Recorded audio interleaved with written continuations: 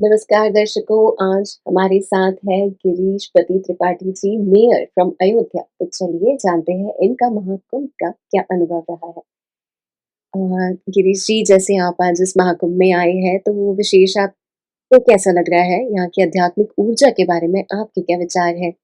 देखिए, पूरे देश से हमारी 140 करोड़ की करीब लगभग आबादी है और वह उस आबादी का लगभग 1 तिहाई हिस्सा 40 करोड़ से ज़्यादा लोग पवित्र नदियों के गंगा, यमुना के संगम पर स्नान कर चुके हैं और पूरे देश में इस बात की प्रतिस्पर्धा है कि पवित्र नदी के संगम पर हम जाकर कैसे स्नान करें।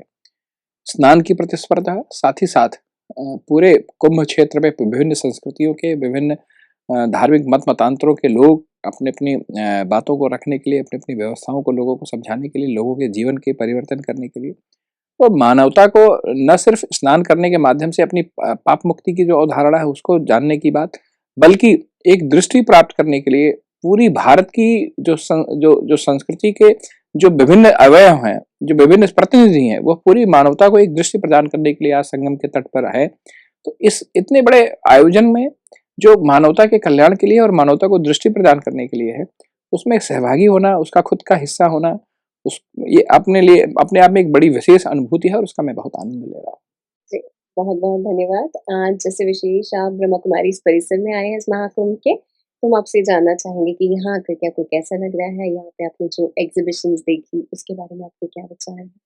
ये जो हम आपने यहाँ पर प्रदर्शनी के माध्यम से हम लोगों की बहुत सी विसंगतियों को, मानव समाज की बहुत सी जो कमियाँ हैं उसको दिखाने का और उसको फिर उसके समाधान को भी दिखाने का प्रयास किया है।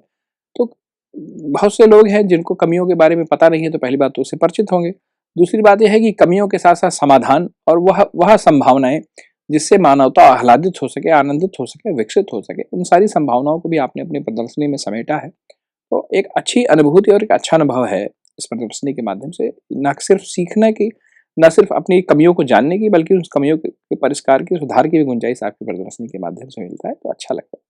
बहुत-बहुत धन्यवाद। आज के लिए बस इतना ही। जुड़े रहिएगा हमारे साथ यूँ ही पीस न्यूज़ में कुछ और अपडेट्स के साथ फिर मुलाकात होगी। धन्यवाद।